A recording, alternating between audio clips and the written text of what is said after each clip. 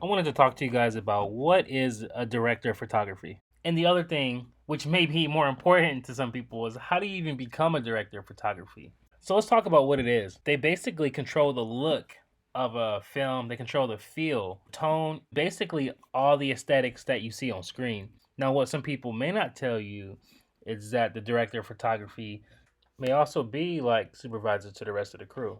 But in most cases, depending on person to person, the director is mainly responsible for working with the actors, making sure that the DP is communicating with them on making their look a reality. So the director talks to the DP to make sure that their look is coming to life.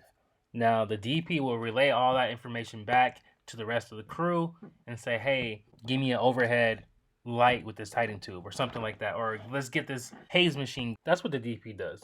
So now let's talk about like how do you actually become a DP? It's relatively not super difficult, but it's also not super easy, especially if you got a little bit of money behind you to buy like equipment and stuff. It becomes that much easier.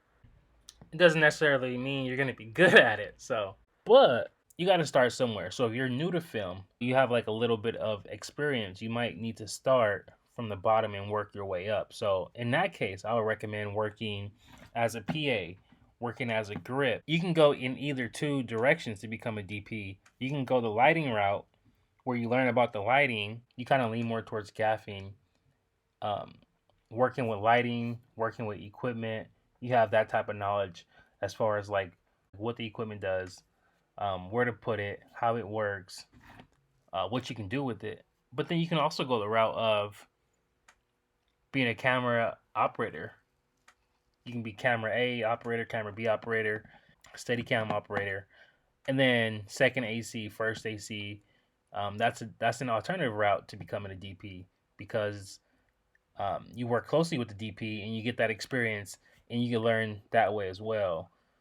You're going to be learning a lot on a technical level because you're building cameras, you're operating cameras. So now when you do become a DP, you'll know how the camera functions, you'll know the in and out of the camera.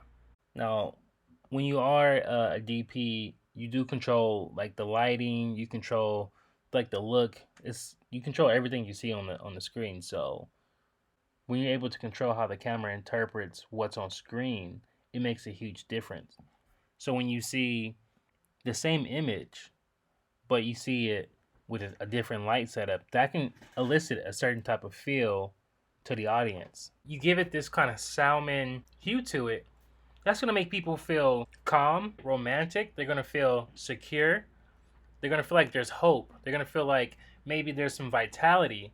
Now, if you take the same scene, you make it warmer, it could be a little bit intense, a little bit more of a hostile situation.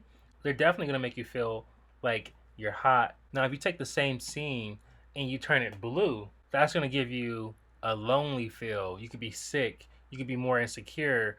You could be cold. So depending on what the color is, that's going to give you your outcome on how the audience is going to elicit what they see on screen.